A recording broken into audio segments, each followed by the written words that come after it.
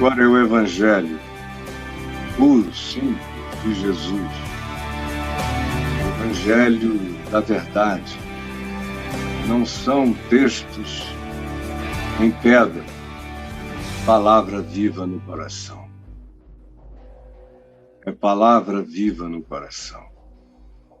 E eu tenho aqui diante de mim um texto em Atos dos Apóstolos, capítulo 5, do verso 12 ao verso 32, sobre o qual eu quero falar hoje aqui. É um episódio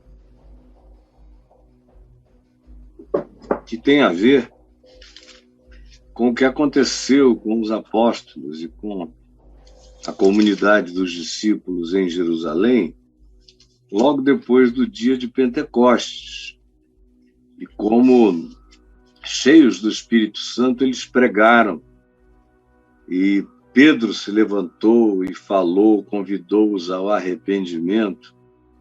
E uma multidão se apresentou para ser batizada no batismo de Jesus, enquanto esse povo que vivia cheio do Espírito Santo crescia na simpatia de todo o povo à volta deles, de todo o resto da sociedade, porque eles eram bonitos, cheios de amor, cheios de graça, cheios de cura, cheios de solidariedade, cheios de fraternidade compartilhadora. Eles distribuíam o pão uns entre os outros, ninguém passava fome, ninguém tinha necessidade nenhuma. Eles não eram negacionistas, eles sabiam que a fome matava, eles sabiam que o que tinha perigo. E isso foi enchendo o coração deles. Aí depois Pedro vai subindo ao templo com João para orar, quando um coxo pede a ele compaixão e misericórdia, pedindo que Pedro toque nele, ore por ele e o cure. Ou, antes disso, o que o indivíduo está pedindo, na realidade, é dinheiro, como todo bom mendigo. Tem um dinheirinho aí. Mas Pedro é que olhou para ele e se encheu de compaixão e viu a dor do homem e olhou nos olhos dele e também viu que ele tinha fé no coração. E ele voltou-se para o homem e respondeu dizendo: olha, eu não tenho nem prata nem ouro, mas o que eu tenho, isso eu te dou. Em nome de Jesus, o Nazareno, levanta e anda. E na mesma hora o homem pulou, saltou em pé e num salto se pôs em pé e passou a andar e entrou com eles no templo saltando, pulando e louvando a Deus. E todo o povo viu andar e glorificar a Deus. O coração das pessoas ia se enchendo de fé, de glória, de alegria. Parece que você mete a cabeça dentro do sobrenatural e do supernatural. É como quem bota a cabeça dentro de uma água e abre os olhos e descobre que ela é límpida e transparente. E você olha e começa a ver um mundo completamente diferente lá dentro.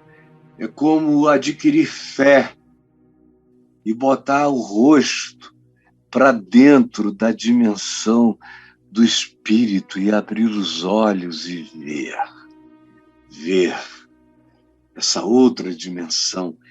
O coração vai se enchendo de alegria. Aí, de novo, eles tiveram a oportunidade de ensinar, de pregar, de falar de Jesus. Mas então, Pedro e João, que tinham sido aqueles que na passagem tinham curado o homem, e Pedro era o porta-voz principal, vieram a ser presos quando falaram que Jesus tinha sido ressuscitado, embora eles o tivessem matado. Aí isso suscita reações terríveis do povo, e sobrevieram na mesma hora os sacerdotes, aqueles que eram os capitães do templo, os que tinham autoridade policialesca sobre o templo, os seguranças sacerdotais, e os saduceus, que eram os mais importantes da classe sacerdotal e também os mais ricos, os quais, ressentidos, olha só a palavra, ressentidos por Pedro e João ensinarem a Jesus e anunciarem-no e falarem da sua ressurreição dos mortos, eles ficaram doidinhos, ressentidinhos, só porque eles tinham dito: olha, nós vamos deixar vocês irem agora depois de dar umas lambadas em vocês, mas vocês não falem mais nesse nome. Aí eles não falaram nada, foram embora. E logo, no dia seguinte, ou logo depois, subindo ao templo para orar, aconteceu o episódio do homem coxo, que foi curado e entrou no templo louvando a Deus. É essa notícia que suscita esse ressentimento religioso. Ai, eu fiquei dodói. E aí, ressentidos por ensinarem eles a Jesus e a ressurreição dos mortos, os prenderam e recolheram a eles ao cárcere até o dia seguinte, porque já era tarde da noite. Eles disseram: não, vamos prender esses malucos, desobedientes, e amanhã de manhã a gente esfola, a gente faz o trabalho necessário, porque a desobediência deles já é grande, já são recalcitrantes. E os puseram na cadeia. E muitos dos que ouviram a palavra que eles tinham pregado no templo aceitaram, e o número dos homens que tinham crido no Evangelho naquele dia passou de 5.000 homens. Fora, obviamente, as mulheres e crianças. Aquele era um tempo onde a estatística era machista, patriarcal, chauvinista. E daí? Era só aquele tempo. Eu não preciso continuar do mesmo modo. Eu cresci muito. E eu espero que você também. E que as mulheres sejam incluídas em tudo. E as crianças do mesmo modo. Muitos creram. Então, no dia seguinte, eles se reuniram outra vez em Jerusalém, essas autoridades, com os anciãos, os presbíteros, com os doutores da lei, com os intérpretes, os exegetas, os acadêmicos, os senhores dos saberes das escrituras judaicas. Se reuniram todos eles. E o que aconteceu é que o sumo sacerdote, Anás, Caifás, João, Alexandre e todos os que eram da linhagem do sumo sacerdote, e pondo-os, trouxeram-nos e os puseram perante eles, e os arguíram. Olha a arguição dos ressentidos. Com que poder, ou em nome de quem fizestes isto? Fizestes isto? E eles não estão preocupados só com a cura do homem, eles estão preocupados com o fato de que eles foram presos, mas a prisão foi aberta. E eles disseram: com que poder fizeste isto? Então Pedro, cheio do Espírito Santo, lhes disse: autoridades do povo e anciãos, visto que hoje somos interrogados a propósito do benefício feito a um homem enfermo e do modo por que foi curado, tomai conhecimento, vós todos, de que ele foi curado pelo nome de Jesus Cristo Nazareno. É que ele está em pé, que ele está curado em nome de Jesus. A pedra de esquina que vocês rejeitaram e que se transformou na pedra da salvação é o que está manifestado. Aí olha só o que vem e olha só o que chega. Aí esse pessoal indagam, ficam olhando, perplexos, enquanto eles terminam a fala, dizendo que importa que, em nome de Jesus, todos sejam salvos. E aí, preste atenção, ao verem a intrepidez de Pedro e João, sabendo que eram homens iletrados, incultos, admiraram-se e reconheceram que haviam eles estado com Jesus, eles adquiriram a inteligência de Jesus, a fluidez de Jesus, os modos de Jesus, as palavras de Jesus, os ensinos de Jesus, a autoridade, a veemência. O poder de Jesus estava sobre eles. Reconheceram que eles tinham estado de fato com Jesus. Não dava para negar que eles tinham e manifestavam pela intrepidez, embora fossem incultos e ignorantes. Eram pessoas que tinham andado com Jesus, sem dúvida nenhuma.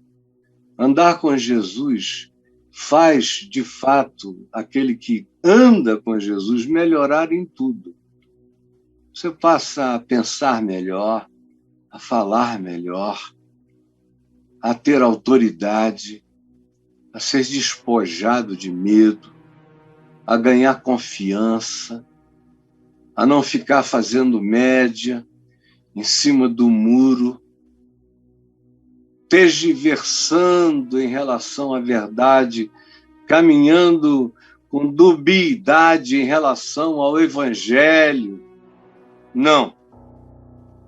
Quem andou com Jesus ou conheceu a Jesus recebeu esse espírito, como Paulo disse, porque Deus não nos deu espírito de covardia.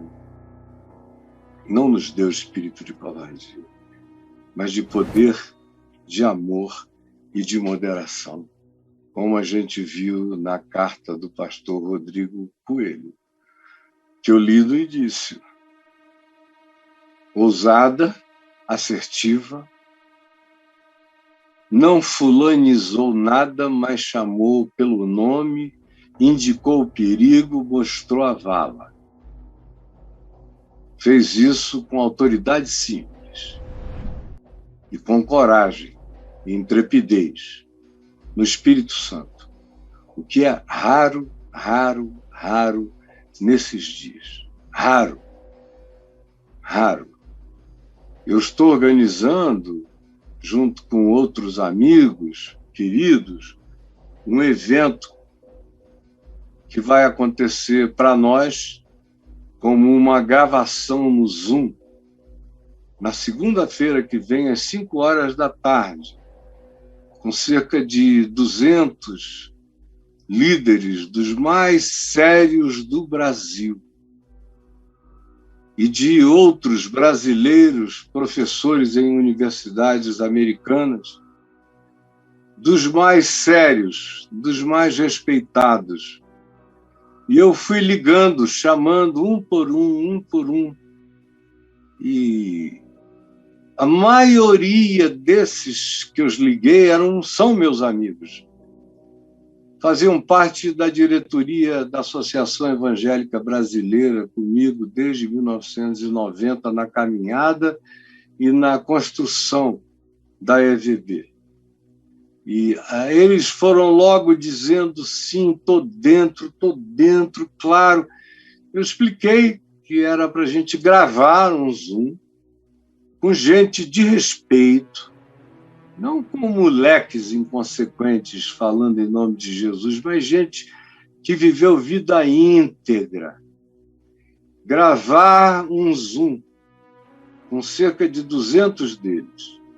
E nós não vamos botar o nosso Zoom no ar no dia 7 de setembro, porque é o dia da vala comum. É o dia da vala comum. Nós não temos nada a ver com essa vala comum. Nós vamos soltar isso lá para o dia 15. E deve ter bastante mídia cristã e secular divulgando tudo isso. Mas o fascinante não foi só que eu consegui reunir 200 seres humanos sérios, homens e mulheres, corajosos. E amanhã eu vou convidar o Rodrigo Coelho, porque alguém que tem essa coragem tem que estar dentro desse grupo. É uma pena que eu não possa convidar o meu amigo Guilhermino Cunha, porque o estado de saúde dele não permitiria que ele participasse. Mas eu convidei a vários outros conhecidos, amigos, e ouvi de muitos o seguinte: olha, eu creio, isso aí é um absurdo, mas eu não posso falar. Houve gente que me disse: senão eu perco o pastorado da igreja. Houve outros que disseram: senão eu vou ser expulso, vou perder o salário. Houve outros que disseram: vai dividir a igreja. E aí o resultado é que vai diminuir o dízimo e vão diminuir as ofertas. Alguns outros disseram: olha, isso é tudo que eu creio, mas eu não quero que ninguém fique pensando também que por eu defender o Estado democrático de direito, que foi só o que eu propus que defendêssemos, não é o lado direito, não é o lado esquerdo, não é o lado do centro, não. É apenas o Estado democrático de direito conforme a Constituição de 1988. Só isso. Todo mundo diz que crê que quer. Todo mundo que tenha sensatez e bom senso mínimos. Agora, a coragem para fazer o que esses 200 amigos, bispos, arcebispos, pastores, gente jovem, gente idosa, presbiterianos corajosos, luteranos, batistas, metodistas, quadrangulares, Assembleia de Deus, gente de todos os grupos denominacionais mais fortes, dos congregacionais, e uma quantidade enorme de igrejas pentecostais históricas de peso, como a Brasil para Cristo, fundada pelo missionário Manuel de Melo, que foi um homem que teve dons espirituais genuínos durante muitos anos na vida dele. E ele tem um filho que é muito amigo meu. Estarão juntos, como outros da Brasil para Cristo. E assim de outros grupos denominacionais. Amanhã eu ainda vou falar com mais algumas pessoas que eu estou tentando falar e não estou conseguindo. E o apelo, o convite é esse: olha, não é para nada, não é para a esquerda, não é para a direita, não tem partido nenhum, bandeira nenhuma, nada, é só a defesa do Estado democrático de direito no Brasil. A não violação do nosso pacto constitucional, que precisa ser mantido e obedecido se a gente quer que esse país tenha prosperidade.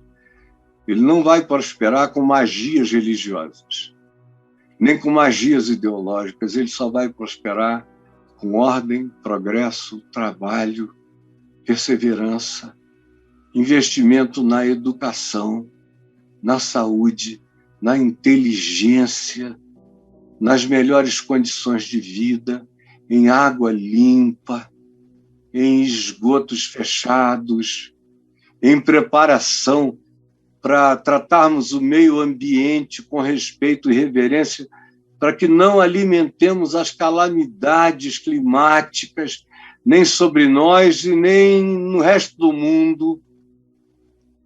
A gente precisa fazer isso, lavar as mãos, concordar em botar uma máscara. Quando tem gente morrendo para todo lado, você quer evidência do que mais?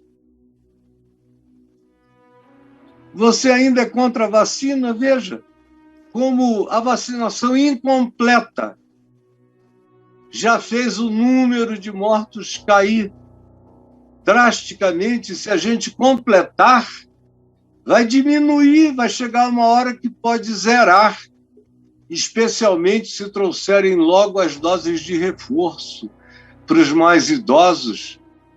Com isso, essas coisas e a lei sendo aplicada com pertinência e a segurança pública sendo exercida com respeito ao cidadão, a gente tem muitas lutas, mas a gente vence e a gente prospera, sem magia. Com magia, a gente só tem calamidade. Mas então, veja, nós estamos propondo isso, só o Estado Democrático de Direito. Então, o que acontece? Eu, no entanto, encontrei gente muito boa, eu sei que é gente boa, mas hesitante. E aí, olha, eu concordo, mas eu vou ficar de fora, eu não quero que o meu nome apareça. E aí começam a vir as histórias, né? Porque houve um presbítero que decidiu levantar a bandeira do Estado Democrático de Direito e o conselho da igreja o expulsou. Houve um pastor que fez a mesma coisa e o presbitério o desligou.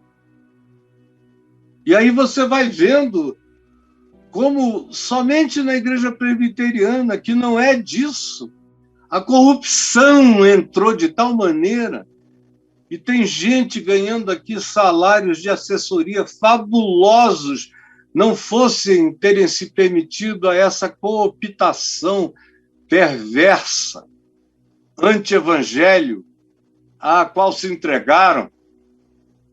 Mas eu vejo como isso é intimidador, meu Deus. A mesma coisa em outras denominações. E eu entendo a fragilidade. Eu não estou dizendo que todo mundo tem que ter guts, peito, coragem e viver com as consequências em relação ao que crê. Quem me dera a maioria dos cristãos fossem assim. Mas não, são só os malucos que são assim, os fanáticos, os enganosos, os enganados, é que são assim, que tomam, parece que doses de adrenalina, da inspiração miliciana, da luta, do encontro, do grito, do embate.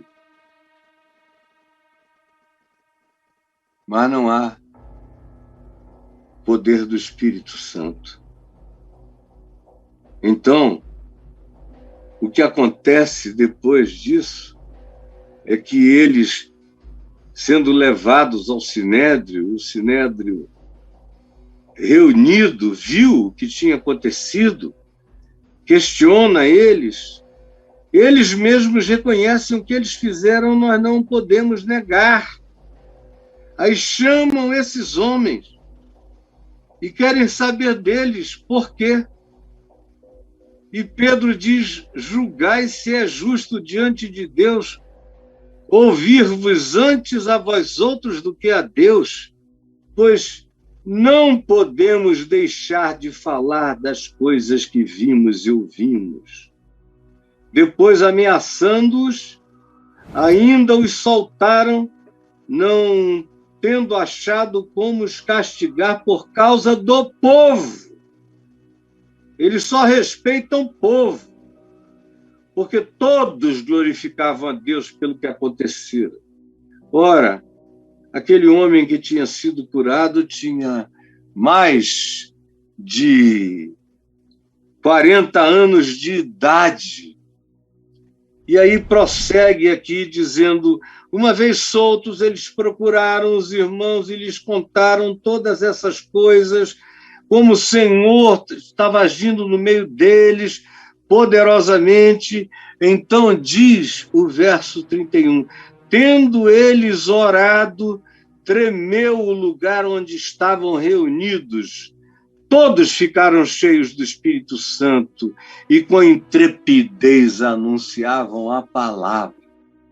É quando o pessoal que está do lado do bem tem coragem de falar, de declarar, de dizer não, daqui não passa, chega. Eu entrego a cabeça, cortem minha cabeça, me degolem, me isolem, me ponham no ostracismo, mas eu não serei sequestrado por ninguém, nem por poder nenhum, nem por ameaça alguma.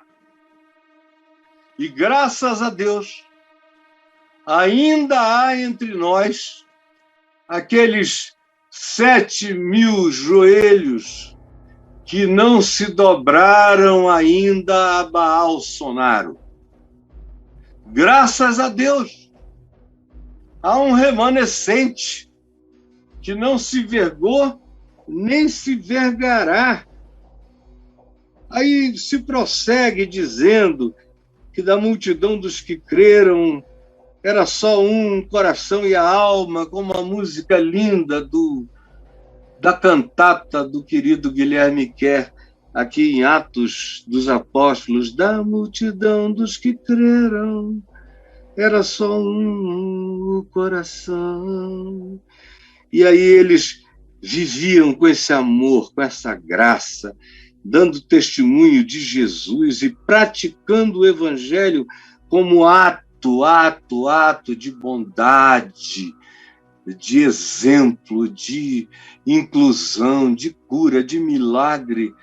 E no meio deles ninguém passava nenhuma necessidade, ninguém passava fome.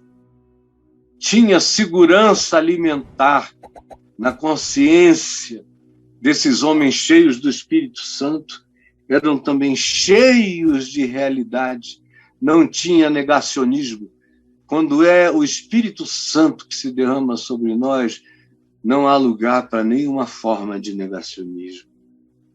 Então, vem o gesto aqui de José, de Barnabé, que dá tudo que tem, que entrega, que de fato mostra que todas essas coisas estavam ali para serem manifestas como dom de Deus.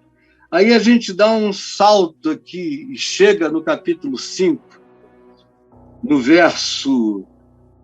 Eu vou dar um salto para chegar aqui no verso 12, que diz que eles, livres disso tudo, se reuniam no pórtico de Salomão e davam testemunho todos os dias. E o povo os olhava com admiração. Crescia dia a dia o número dos discípulos. Isso crescia com sinceridade, a ponto de eles levarem os enfermos até pelas ruas e os colocarem sobre os leitos e macas, para que, ao passar Pedro, ao menos a sua sombra se projetasse em algum deles.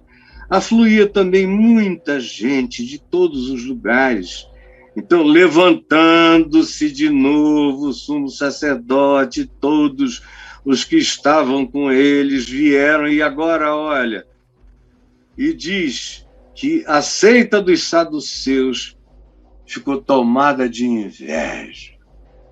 Esse pessoal que acha que é o dono do templo, são os representantes da religião, quando eles veem esses movimentos da periferia chegarem cheios do Espírito Santo, com intrepidez, de modo que ninguém os para, e eles começam a ver o povo, respeitá-los, admirá-los, ouvi-los, saber que são sérios e sinceros, o coração deles não suporta e fica tomado de inveja. Aí outra vez prenderam os apóstolos e os recolheram à prisão, mas preste atenção no verso 19. Mas de noite um anjo do Senhor abriu as portas do cárcere e, conduzindo os apóstolos para fora, lhes disse: Ide e apresentai-vos no templo, dizei ao povo todas as palavras desta vida, porque o evangelho não é religião. O evangelho é todas as palavras da vida. O que quer que seja concernente à vida, o evangelho tem que ter palavra para todas as coisas concernentes à vida. Um evangelho que fique contido numa explicação de 4 pontinhos de como você é um pecador, separado de Deus, Cristo morreu por você, se você levantar a mão e for batizado, você será salvo. Isso não é evangelho. Isso aí é uma atrofia de evangelho. Isso é uma ameba do evangelho. Porque todas essas coisas são verdades, mas elas não se encerram em si mesmas. Por isso Jesus disse: está consumado, é porque ali só estava começando, não estava terminando, estava começando o aplicativo daquilo que Jesus na cruz tinha concluído, estava pago, estava terminado, mas agora começava a hora de transformar a cruz em benefício, a ressurreição em benefício aplicado a todos os temas, a todas as horas, a todos os tempos, a todas as eras, com palavra viva, ancorada na rocha e ganhando pertinência a cada nova geração, ancorada na rocha, mas ganhando pertinência a cada nova geração e a cada novo tempo e era, disse o anjo: ide e pregai todas as palavras dessa vida. E tendo ouvido isto, logo, ao romper do dia, entraram no templo e ensinavam, porque era o lugar para onde o povo ia. Chegando, porém, o sumo sacerdote e os que com ele estavam, convocaram o sinédrio e todo o senado dos filhos de Israel e mandaram buscá-los do cárcere. Mas os guardas, indo ao cárcere, não os acharam lá. E, tendo voltado, relataram o episódio, dizendo: achamos o cárcere fechado, com toda a segurança, e as sentinelas dos seus postos, junto às portas, mas abrindo-as, a ninguém encontramos dentro. Os caras tinham sido tirados, atravessados de dentro da prisão para fora, para a rua, para o templo. Ide! E eles foram. Estavam do lado de fora. Andaram para o templo e agora, olha só a confusão. Depois desse relato, quando o capitão do templo e os principais sacerdotes ouviram estas informações, ficaram perplexos a respeito deles e do que viria a ser isso. Que gente é essa? Que gente é essa? Que gente é essa? Essa era a pergunta: que gente é essa? Isso era um pessoal que orava, um pessoal que amava, um pessoal sincero, um pessoal que não estava buscando poder humano, um pessoal que não tinha medo de nada, que não queria proteção do sinédrio, nem dos sacerdotes, nem dos romanos, que não queria poder.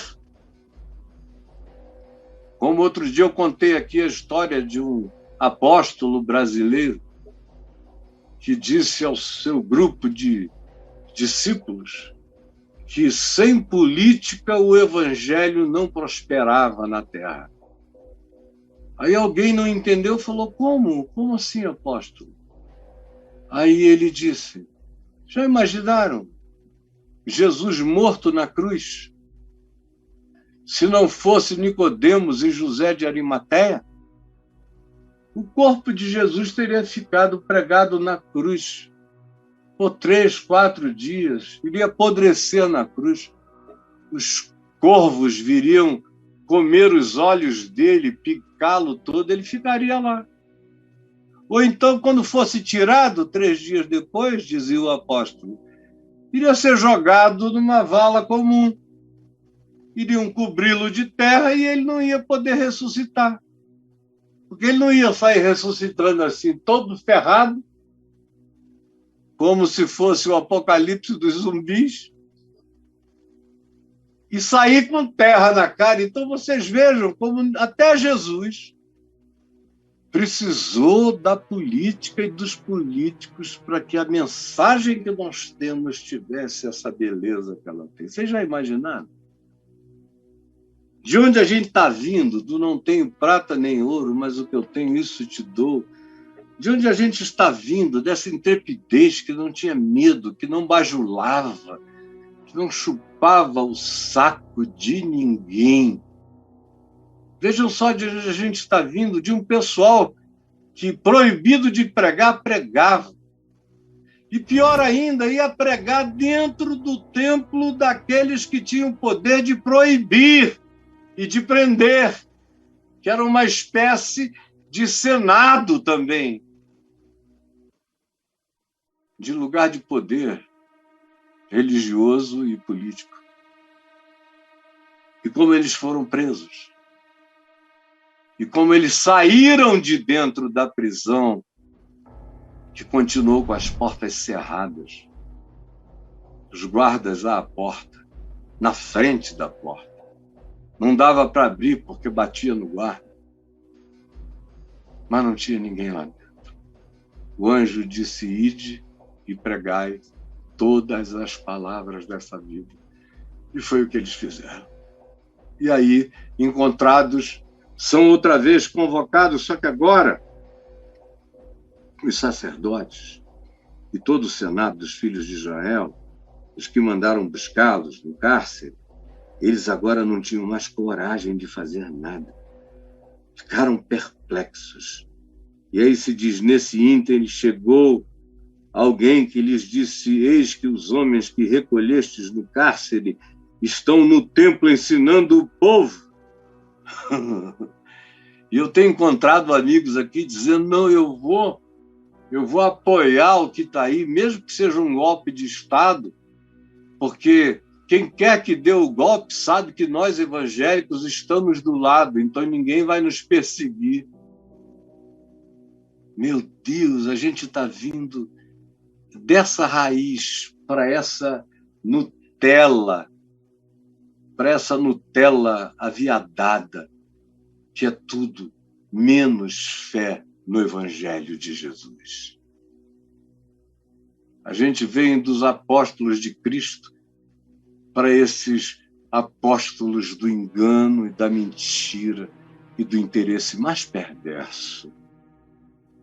Então, chocaram-se nisto, indo o capitão e os guardas, os trouxeram sem violência, porque temiam ser apedrejados pelo povo. Agora o povo já sabia que aqueles homens e mulheres eram diferentes.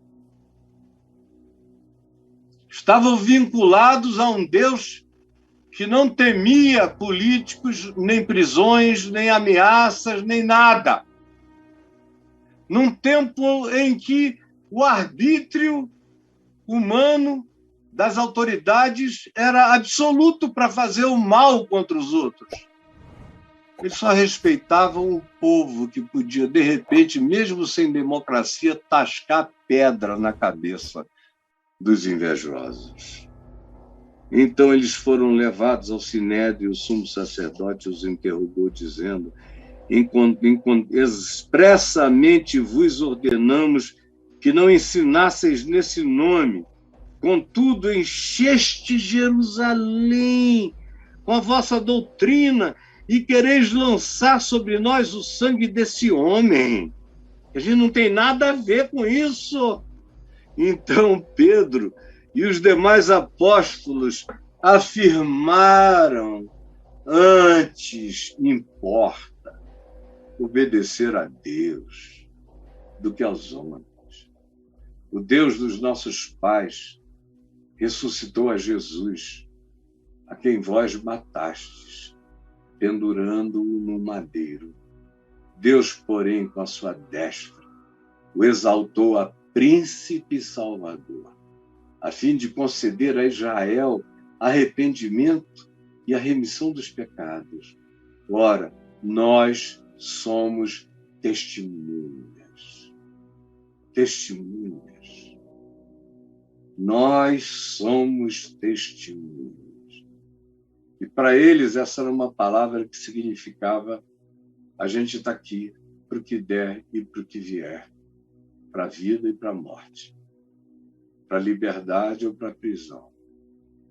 Nós continuaremos sendo testemunhas desses fatos da morte e de tudo que ela cancelou, e da ressurreição e tudo que ela instituiu. Testemunhas desses fatos.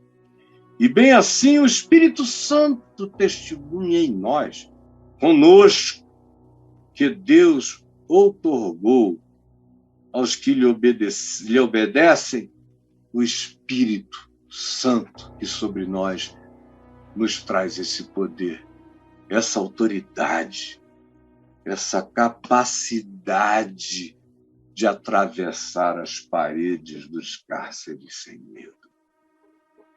Eu quero concluir, já falei demais, mostrando esse tema aqui para vocês, porque eu nem comecei ainda a dizer, eu só li. O tema é esse, minha gente: sem perseguição, a igreja não aprende a genuinidade da fé. Você pode repetir comigo? Você em casa, no quarto, na sala, num apartamento, numa fazenda, no alto de uma montanha, num escritório, em qualquer lugar da terra, numa praia, num navio. Repita comigo: sem perseguição, a igreja não aprende a genuinidade da fé. Isso é um fato. Enquanto a igreja não tem poderes do Estado, benesses, isenções, apoios, enquanto ela não é absorvida pelo interesse político ou pela vontade de ter poder na terra, enquanto ela não sucumbe a esse desejo de ser coroada como representante de Deus, que se assenta no lugar de Deus e fala os oráculos de Deus, enquanto ela não se rende a isso, mas vive na singeleza, na pureza de coração, na sinceridade, com ousadia, com moderação, com pureza de coração e com lealdade à própria consciência, não abrindo mão do que já entendeu e do que já alcançou em Cristo, não trocando a bênção da graça de Deus do Evangelho pelos pratos de lentilha da religião, do Estado, dos governos, não trocando a bênção de Deus, não trocando a primogenitura pelos repastos da temporalidade. A igreja do curso desses 2000 anos só foi igreja de fibra, de poder, de raiz, de paixão, de milagres, de coragem, de conversão, de sinceridade, de amor puro. Infelizmente, sempre que ela não esteve sob apupos, aplausos, pagamentos, benefícios, impulsos, promessas, poderes, postos, lugares, porque quando ela sucumbe a isso, ela fica podre, fétida, horrorosa. Ela se torna um ente que trocou a ressurreição por um estado de zumbi. E parece que na nossa natureza caída, a história nos ensinou até aqui que o auge daquilo que a gente pensa como igreja só aconteceu debaixo de perseguição ou de cerceamento de liberdade. Como está acontecendo, por exemplo, hoje no Irã. A igreja não pode nem abrir a boca, ninguém pode saber nem que ela existe. Mas é a igreja que está crescendo, as maiores taxas de crescimento no mundo são na igreja no Irã, sem culto, sem porta aberta, sem poder falar, sem poder nada. Eles estão se comunicando praticamente em libras, ou em sinais no chão. E quando um encontra o outro, começa uma comunhão de 2 ou de 3. Quando tem muita confiança num amigo ou num parente que já provou isso, eles começam a falar aquilo no que creem. Quando essa pessoa crê, é batizada diante daquele que pregou para ela. E assim vai crescendo. E sob a barba dos ayatolás, sob a maior perseguição do mundo, a igreja pura e simples de Jesus, que não tem para quem mentir, ou fala a verdade, ou então desiste de ser igreja, porque não dá para ser igreja no Irã sem ser genuíno e ser sincero. Não é como aqui, que essa zona, essa avacalhação geral, palavra antiga era essa esculhambação. Cara, é um bordel, é uma loucura. Aí quanto mais eles acham que estão tendo privilégios, mais corrompidos, mais zumbis se tornam. Porque sem perseguição a igreja não aprende a genuinidade da fé e não pratica o poder de Deus. Aonde quer que venha, suposta prosperidade de poder econômico, social, financeiro, político, para a igreja, ela se corrompe imediatamente. A gente viu isso acontecer muitas milhares de vezes. Você não viu porque você não quer olhar nem para o seu umbigo. Não sabe nem o que você defende. E é um ser que foi cooptado pela mentira. Você não ouve good news, boa nova. Você só ouve fake news, mentira, em nome de Jesus. Então anote essas coisas que eu quero dizer e eu serei rápido nelas, porque eu já falei demais. Primeira, guarde. Por que a igreja só aprende a genuinidade da fé sob perseguição? Porque a perseguição cria comum acordo. Como diz o verso 12. O verso 12, leia aí. Diz que eles se reuniam, os apóstolos, debaixo de perseguição, de prisão, de opressão, de açoite, se reuniam de comum acordo no pórtico de Salomão. Quando a gente está sob perseguição, não há tempo para idiotice. Qual é a tua unção? Você recebeu que movimento, que sopro. Isso tudo é coisa de Hollywood. Vocês são discípulos de Hollywood, mas não de Jesus. Vocês são discípulos da igreja americana, mas não da igreja de Cristo. Porque a única coisa que faz a gente se desabestalhar é a perseguição. Quando a perseguição chega, a gente começa a ver quem é irmão e a entrar imediatamente em comum acordo. Mas quando a gente está sob as promessas da prosperidade, a gente entra em guerra e desacordo. Até os que trabalham juntos se odeiam, como é o caso entre nós.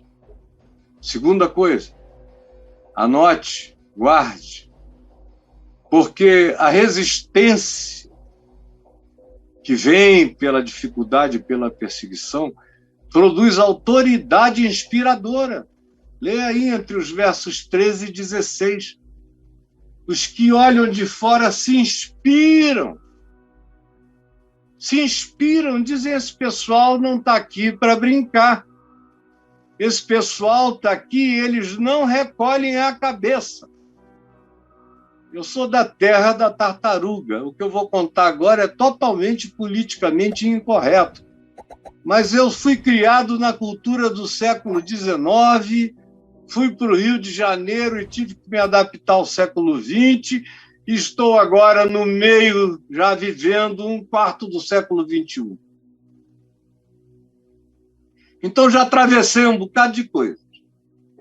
Lá em Manaus, quando eu era criança, a gente criava tartaruga até ela ficar num determinado porte para a gente comer em aniversários ou em domingos especiais. E tinha que matar a tartaruga que estava lá no tanque. Tirar é fácil, virou, ela, coitadinha, fica sem ação. O problema é que ela bota a cabeça para dentro.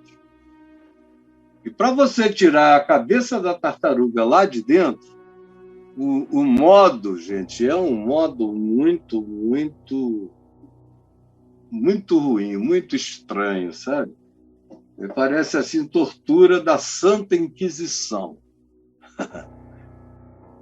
Ele bota a cabecinha para dentro do casco, aí você tem que enfiar um pau no ânus dela. No ânus. Quando enfia o pau no ânus, a cabeça vem para fora, aí você zapt, corta a cabeça. Os crentes, em geral, só botam a cabeça para fora quando levam alguma coisa num lugar inusitado. Quando não dá mais para fugir. Do contrário, é todo mundo com a cabecinha para dentro, assim, né? Eu não quero. A perseguição traz a lume a fé genuína, porque a resistência, a resiliência, a decisão de perseverança produzem autoridade inspiradora na gente, que contagia a sociedade como um todo. Nós estamos vendo milhares de pessoas se tornarem religiosas, evangélicas, mas muito pouca gente é discípula de Jesus, quase ninguém. De modo que o que se faz em nome de Jesus é em nome da igreja, é em nome do pastor, é em nome do interesse, é em nome da grana. Mas você vê que eles não aguentam um peteleco. Se uma coisa der errado, eles já abandonam a fé, porque não houve raiz criada na resistência, na perseverança, no coração. Foram só promessas mentirosas. Ninguém disse a eles: no mundo tereis aflições, mas tende bom ânimo, eu venci o mundo. Em terceiro lugar, porque que é nessa dificuldade que frequentemente a genuinidade da fé se manifesta, porque a vida livre no Espírito Santo é insuportável às potestades religiosas, conforme diz o verso 18. E aí eles não aguentam e perseguem. Não aguentam e perseguem. Eles só não fazem mal maior hoje em dia aqui no Brasil porque tem leis, instituições. Senão você pode ter certeza, já teriam acabado comigo há muito tempo, me desaparecido. Se fossem tempos antigos, vixe, eu já teria sido preso muitas vezes, já teria desaparecido provavelmente. Muita gente gostaria que isso acontecesse, mas eu estou aqui, cheio do Espírito Santo, com a minha vida livre. Livre. E isso é insuportável. Essa liberdade é insuportável para as potestades religiosas. Como diz o verso 18, eles não suportam. Eles não aguentam, eles querem prender, eles querem conter, eles querem proibir, eles querem calar, eles querem desvirtuar o interesse, eles querem criar uma distração, eles querem qualquer coisa, eles querem tirar você de ação. Aí vem uma quarta realidade que eu quero que você anote. Porque a perseguição invoca anjos, sabia? É o que esse texto de Atos 5 nos diz. Eles são presos, e aí o texto começa com uma adversativa, mas o anjo do Senhor entrou na cadeia. Essa intrepidez, essa resistência, essa resiliência na perseguição traz amizade de anjos para a vida da gente. Eu sei